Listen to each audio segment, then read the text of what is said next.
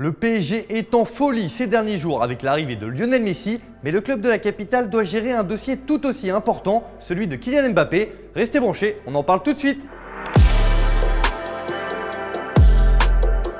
Salut les amoureux du ballon rond, on se retrouve pour un nouveau JT Foot Mercato. Bon, vous le savez, Lionel Messi est un joueur du Paris Saint-Germain pour les 2 prochaines saisons. Si vous n'arrivez toujours pas à y croire, pincez-vous, mais c'est bien le cas. Le PSG a réussi un coup énorme sur le mercato.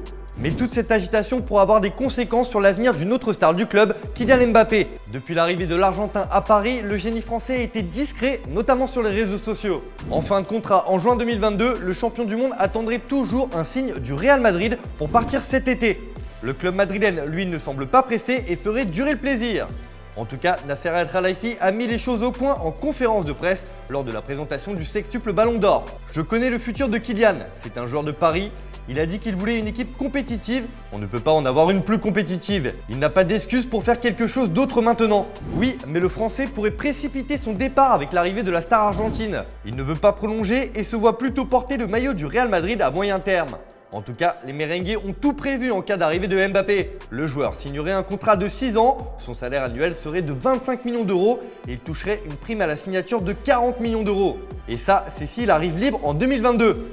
Car si le Real veut se l'offrir dès cet été, il faudra se montrer convaincant avec la direction parisienne qui attendrait un chèque de 200 millions d'euros pour lâcher sa pépite. Bref, si le feuilleton Messi a vite été réglé, celui de Mbappé pourrait traîner en longueur et nous emmener jusqu'au bout de l'été, sauf si, comme évoqué en Italie, il pourrait donner sa décision dès lundi. Tous les fans du PSG tremblent déjà. Le PSG a frappé fort sur le mercato et cela pourrait changer la donne pour Mbappé. Alors selon vous, Kylian Mbappé doit-il quitter le PSG cet été avec l'arrivée de Lionel Messi? C'est la question du jour. Comme d'habitude, on attend vos réponses dans les commentaires. Dans l'actu du jour, l'Inter est toujours à la recherche d'un successeur à Achraf Hakimi. Le Marocain laisse un vide énorme sur son côté droit, mais les Nerazzurri veulent s'offrir l'une des révélations de l'Euro, Denzel Dumfries. Le club italien a proposé 12 millions d'euros au PSV Eindhoven, qui en attend 14 pour lâcher son joueur. Corentin Tolisso est poussé vers la sortie au Bayern Munich. Le club bavarois ne compte plus sur le français et serait prêt à le brader. En fin de contrat dans un an, le milieu de terrain pourrait être vendu cet été. Le Bayern en attend 10 millions d'euros, avis aux amateurs. Manuel Locatelli à la Juve, ça se précise. Dans le viseur de la vieille dame depuis le début de l'été, le joueur de Sassuolo n'est pas encore parti. Mais les deux clubs doivent se rencontrer dans les prochains jours afin de se mettre d'accord sur le montant du transfert de l'international italien. En France, l'OL passe enfin la seconde. Le club rhodanien est tombé d'accord avec le Suisse Xherdan Shaqiri sur un contrat de 4 ans et un salaire de 4 millions d'euros annuels. Lyon doit désormais se mettre d'accord avec Liverpool après avoir vu sa première offre de 4 millions d'euros être refusée par les Wells. Et le club de Jean-Michel Aulas ne veut pas s'arrêter là. Les Guns veulent sauter sur l'occasion Chimwé Bakayoko. En fin de contrat dans un an avec Chelsea, le milieu de terrain ne s'est jamais imposé à Londres, multipliant les prêts. L'OL aimerait bien le rapatrier en Ligue 1 pour renforcer son entrejeu. Les négociations ne font que débuter. C'est officiel, Takefusa Kubo quitte encore le Real Madrid. Retour à Majorque où il avait été prêté il y a 2 ans déjà. Les deux clubs ont officialisé la transaction pour un prêt d'une saison chez le premier en Liga.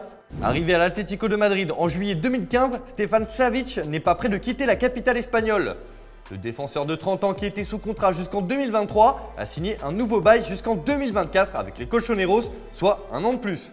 Romelu Lukaku revient à Chelsea. Les Blues ont fait sauter la banque pour l'international belge puisqu'ils ont déboursé près de 115 millions d'euros pour enrôler le joueur qui évoluait à l'Inter.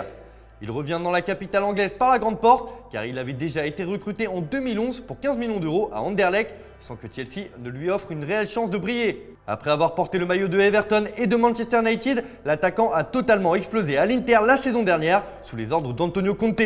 La France n'est plus deuxième au classement FIFA. C'est la nouvelle du jour après la parution du classement mis à jour par l'institution dirigeante du foot. Et c'est le Brésil qui prend cette 2e place derrière la Belgique, toujours en tête. Sacré à Wembley pour l'Euro, l'Italie gagne 2 places et se retrouve 5e. Idem pour l'Argentine, grâce à son sacre en Copa América, l'Albiceleste pointe désormais au 6e rang.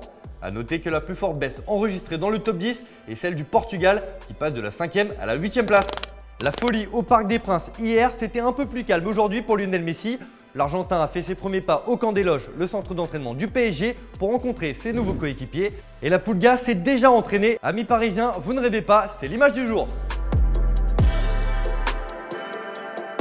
Voilà, c'est tout pour aujourd'hui. Merci de votre fidélité. On se retrouve dès demain pour un nouveau JT Foot Mercato. Passez une bonne soirée. Bye bye.